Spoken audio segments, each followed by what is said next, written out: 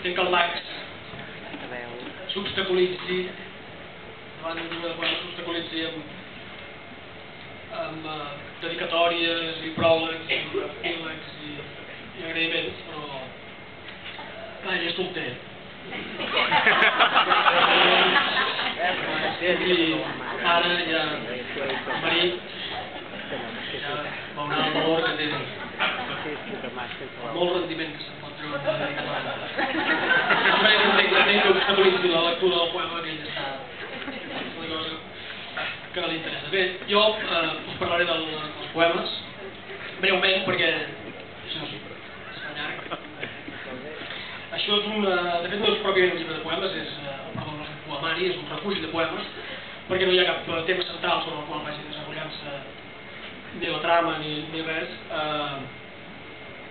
sinó que és un recull de poemes escrits entre el 2005 i el 2011 i ordenats una mica anàrquicament, sense cap estricte ordre ni cronològic ni de cap manera.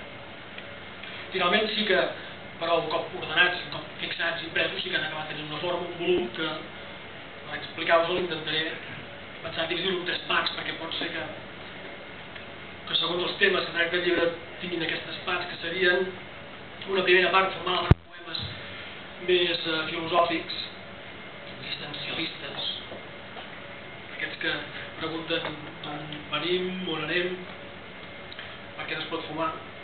Són poemes tristos, cert.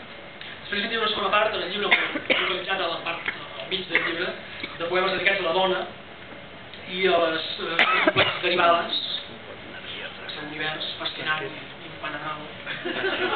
Finalment hi ha una tercera part de poemes que són més intel·lectuals, més literaris, que tracta de qüestions maniquees, el bé i el mal, el vici i la virtut, l'odi i l'amor, la fe, coses així, coses sempre presents, diguem, al final. Bé, en resum, això seria una part existencialista, una altra dedicada a la dona i al final als intel·lectuals. Llavors, per il·lustrar-vos, llegiré un parell de poemes de cada part. La primera, aquesta